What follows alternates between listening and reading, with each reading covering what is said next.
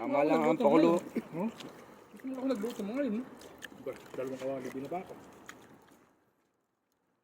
Habang nagmimilama kami na Muslim, hindi lang gulay, hindi nagsusurot na siya. Kala nga namin hindi matuloy eh. Sus ba natin kay Amang eh. Tagal nila alan ah.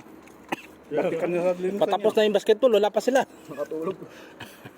Tinawagan nga namin si Bin eh. Kaya pala, wala kang iyakan. Tinawagan namin si Bin eh. Alas 7. Sabi nga niya lang, Ben, wala pa ba nila dyan?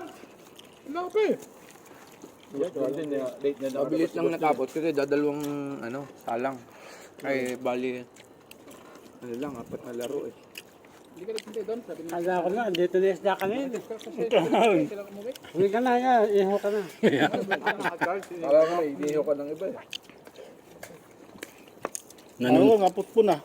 Saktong-sakto, nanood sa